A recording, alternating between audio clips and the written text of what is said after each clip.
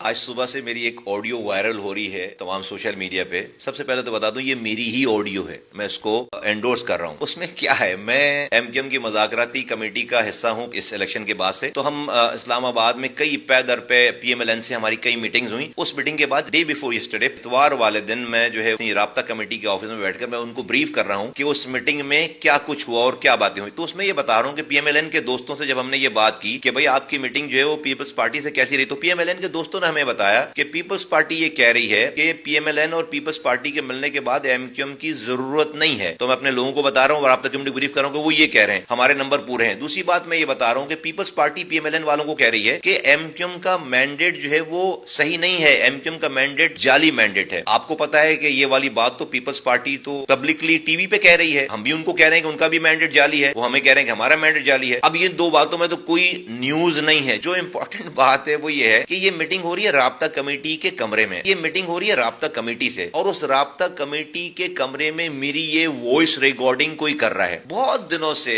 ہمیں یہ اطلاعات تھی کہ ہمارے رینکس اینڈ فائل میں کوئی ایم کیو ایم لندن کے لوگ بیٹھے ہوئے ہیں اور وہ ان کے لیے کام کر رہے ہیں. ہمیں پتہ نہیں چل پا رہا تھا, شک تھا کچھ لوگوں پہ, لیکن ہم کنفرم نہیں ہو پا رہے تھے. اس آڈیو نے ہمیں تمام فورنزک جب ہم نے اس کا چیک کرایا, معلوم کرا, تو ہمیں ایگزیکٹ پتہ چل گیا کہ کون ہے جو رابطہ کمیٹی میں بیٹھ کر ایم کیو ایم لندن کے لیے کام کر رہا ہے. کیونکہ یہ آڈیو ریلیز جو کی ہے وہ لندن نے کی, وہ سمجھنے کو بہت بڑی چیز ان کے ہاتھ لگ گئی ہے. نارمل گفتگو ہے جو کہ ٹی وی پہ بھی وہی بات ہو رہی ہے, اس میں کوئی سیکرٹ نہیں ہے. لیکن اہم بات اس کے اندر ہے کہ رابطہ کمیٹی کے اندر کی گفتگو جو ہے وہ کوئی ریکارڈ کر کے لندن کو بھیج رہا ہے. تو لندن نے اس کو صبح سویرے جو ہے اس کو ریلیز کر دیا, یہ سمجھ کے کہ بہت ہی بڑی کوئی چیز ان کے ہاتھ میں لگ گئی ہے. لیکن ان کو یہ اندازہ نہیں, جو ان کا ایک گھس بیٹھیا ہمارے درمیان بیٹھا ہوا ہے, جو ان کا ایجنٹ بیٹھا ہوا ہے, اس نے اس کی پکڑائی دے دی ہے. تو ہمیں ایگزیکٹلی پتہ چل گیا کہ ہمارے درمیان ہمارے خلاف, اس پارٹی کے خلاف, اس قوم کے خلاف کون ہے, ہمارے خلاف کون کام کر رہا ہے. تو جس چیز کا ہمیں بہت دنوں سے انتظار تھا, کوششوں میں لگے ہوئے تھے, اس آڈیو لیک کے ذریعے ہمیں اس پرسنالٹی کا پتہ چل گیا کہ جو ہمارے خلاف کام کر رہے ہیں.